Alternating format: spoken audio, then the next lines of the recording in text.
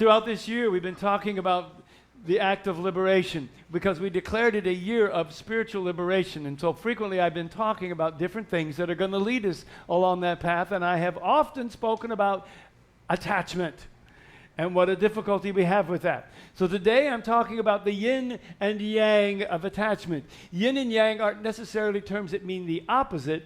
They mean sort of different aspects of really the same thing. If I was to hold up a quarter for you, there's heads and there's tails. They're different aspects, but it's all one coin. Yin and yang is a little bit like that, though we often think it's opposite. Literally, yin and yang means dark and light. So I understand that may seem different, but they are very connected. We live in a world of dark and light. I want to talk about attachment as not opposites, but as viewed from different perspectives. And that's important because I want to talk about attachment and non-attachment. And I really want to make a distinction between that word non-attachment and detachment. Because a lot of people in our culture, we talk about detach. I need to detach from that. And detachment sort of involves an ending of compassion, an ending of caring, and like no engagement whatsoever. I'm really detached from that, so I'm not involved. And as people who are called to make love the central part of our life, detachment doesn't seem to fit, but non-attachment is different, and I want to explain that today. And I want to talk about the complicated road we need to navigate between attachment and non-attachment. It is complicated, and it's really ludicrous for me to try to do it in 15 minutes, no matter how fast I can talk. So my goal today is to get you to think about it, to ask questions about it, to talk about it when we're finished today over lunch and dessert and dinner and at the beach. Remembering always that it is the questions in life that move us forward, not the answers. So if anything today, I want to instill questions in you about attachment and non-attachment. Now, we don't really have too much difficulty in our culture understanding attachment, do we? We're very attached. I frequently say there's nothing I've ever let go of that doesn't have claw marks all over it, and that includes people. Many of us, when we get involved with people, really the proper term is we take hostages. And then we tie them up with our love and our affection. We don't really let them go. So we have no difficulty in our culture understanding attachment, but non-attachment is something else altogether. It's a difficult thing for us to comprehend. It's even difficult to define. One of the greatest of the old scriptures in the world is in a book called the Bhagavad Gita. And in the Bhagavad Gita, which was Gandhi's Bible, there was a discussion between Krishna and his good friend Arjuna. And the last chapter is called the Yoga of Freedom. Now remember, we're talking about liberation in our life. And that chapter begins with a discussion of non-attachment. So I want to share with you just a few lines from that. Arjuna said, "Oh Krishna, please tell me the essence of non-attachment." And Krishna said, "Letting go desire for the fruits of your action is non-attachment." Now I'm going to say it again because it went really fast. Krishna says, "Letting go desire for the fruits of your actions is non-attachment." The fruits of our actions. Now he goes on to say later that maybe some attachment is okay, like some attachment for selfless service, some attachment for, what else does he call it, self-assertion.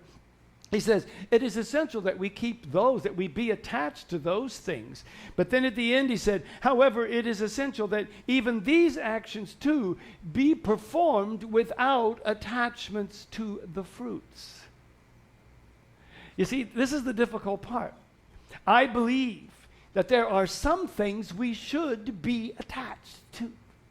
This is why I can't say, I cannot teach non-attachment as a universal principle, because there's some things we should be attached to. I want to be attached to the concept that God is my source. I want to be attached to that. I want to be attached to the idea that I am never alone. I want to be attached to the idea that God is within me. I want to be attached to the idea that God is in you. And I won't ever want to be unattached from that idea.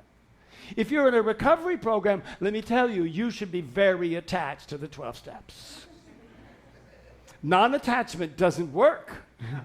Attachment works. So I think there are some things that perhaps we need to look at. So what are we attached to and what what are we ready to do non-attachment to?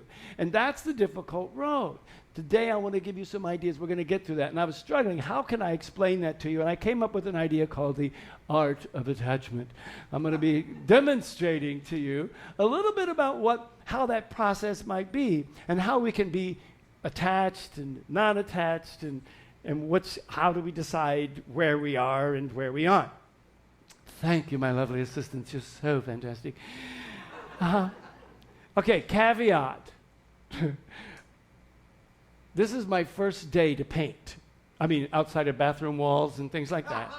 This is my first day. I'm going to paint for you. And I'm very attached to creating something for you. Now, if I were really seriously attached to your opinion of me as a painter, I would not do this. And many of us spend an enormous amount of time defending our own unworthiness. Yeah, good reason to go to Richard's workshop coming up. Yeah. Okay, so I'm going to begin doing this, and while I'm doing it, I'm going to be talking a little bit about what attachment is and why we need to deal with that. The issue for me is very simple. When you look at this, if you were going to be asking, say, an architect of some kind, never mind trying to figure out what I'm painting, I'll tell you later. If you were going to be just asking an architect of some sort to design a house for you, someplace you wanted to live, and you're really looking forward to living in a really beautiful place, and so you hired this person to do that, you would kind of want this person to very much be attached to spending some time in thinking about it. You would want them to be attached with developing some plans about what is this house going to look like and how is this house going to, how's it going to sit on the property? I mean, what would it be like if you went to the architect and you said, hey, buddy, how's it going? Oh, well, I know I haven't been too attached to the project. I've been busy doing something else. Well, how many bedrooms do you think we're going to have? Oh, no, I haven't figured it out yet. I'm not really attached to doing that. You know, I kind of like free flow. I want to show up at the site and then, you know, talk to the builders and just see what we need to build. No. I think you want to be attached to somebody who's going to really spend some time in figuring out what this is going to, what your home is going to look like. In other words, you want someone who's going to give attention and focus. You want to be attached. I would suggest to you that in this world, no really, truly, ever great thing was ever accomplished without someone, somewhere, being seriously, a little bird here, seriously being attached to something. Do you understand? I don't know that we ever accomplished anything without being seriously attached to it. So what does that mean then about non-attachment? How can we talk about non-attachment when we have to be attached? Now, I want you just to pay attention not only to what I'm doing, but kind of the way I'm doing it. And try not to click your teeth when you're doing this because I realize that it looks a little strange. For those of you that don't recognize this is Colorado. You're laughing. You don't recognize it, or you kind of do. You know, that's a little lake that's there. These trees are yellow not because they're on fire, but because it's fall. That's important. Colorado has these things called India paintbrushes, that little flowers that grow. Everybody been there, you see them, and they grow. They're beautiful colors, and they kind of grow. There's a little yellow there. Now the trees are filled with green. We're going to put some green in here. Now it's good. So the idea that I'm doing this, and the way I'm doing it is really, never mind, is... Now you're laughing but let me tell you something.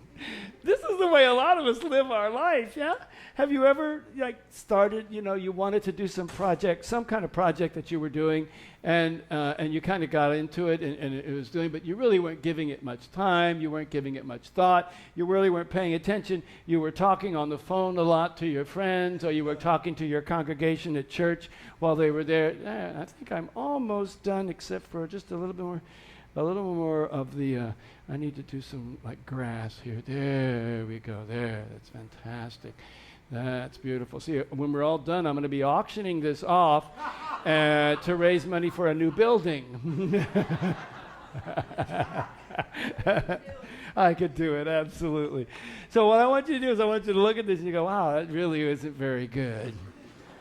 Now, there's no judgment there. It's just like, it does look a little bit about like the artwork that some of our preschool children do, and I don't mean to insult them with that. However, if I was to spend some real time, if I was really attached to creating something really fantastic, I could probably do something maybe the 4th or 5th grade level. But you realize this is like, this is my first day to do a painting. So, there it is, and it has a little bit of symmetry, and it's lovely. But here's the important thing about it, to me, is that I don't really care about what the outcome is.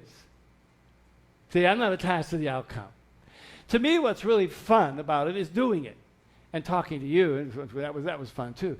But when we do something, it's about our attachment to the process and to not the outcome. Do you understand? I want to be attached to the process and not the way it looks at the end.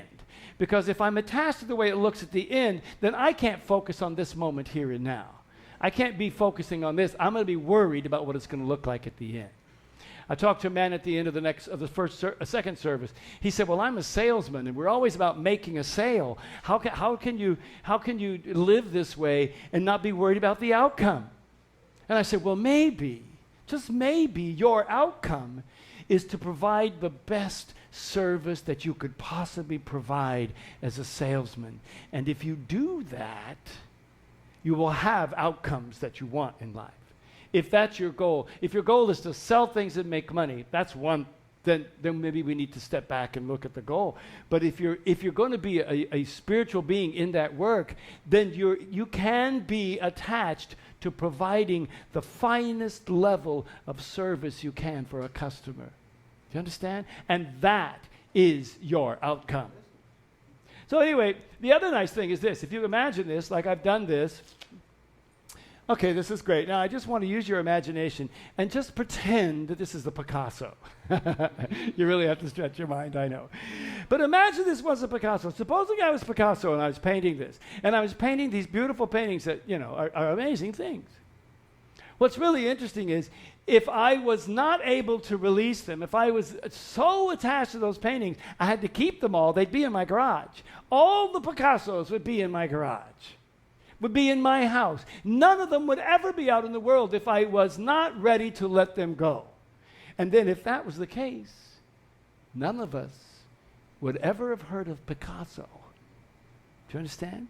It's in the letting go that the energy that we have when we create anything goes out into the world. Do you understand? It's that letting go that allows the world to be better. It's that letting go that frees us up to do something else, and the next thing, and the next thing, and to get hopefully better and better. Thank you, Margie. Will you take care of that? You put a nice coil wood frame on that. That'll be really, really nice. The great Apostle John talked about some of this conflict that we have, because the attachment that I want to draw your attention to is to the attachment of processes and processes that are in us, as opposed to attachment on the outer things. So when we talk about non-attachment, that's an area for us to begin looking at. He says it this way: don't love the world's ways. Don't love the world's goods. Love of the world squeezes out love for the Father. Practically everything that goes on in the world, wanting your own way, wanting everything for yourself, wanting to appear important, has nothing to do with the Father. It just isolates you from Him.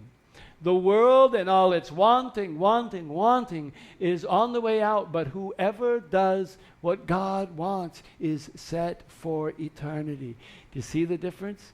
The God wants stuff is in here. And so he's saying detach, be non-attached to these things in the outside world, and be attached to what God wants here.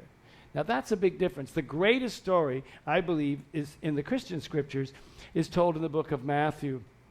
It's an experience where Jesus met this wealthy official. It says one day one of the local officials asked Jesus, "Good teacher, what must I do to receive eternal life?" And Jesus said, "You know the commandments, don't you?" And the man said, "I've kept them all for as long as I can remember." Oh, he was quite happy with himself. When Jesus heard that, he said, "Then there's only one thing left to do. Sell everything you own and give it away to the poor. You will have riches in heaven. Then come, follow me. This was the last thing the official expected to hear. He was very rich and became terribly sad. He was holding on tight to a lot of things and not about to let them go.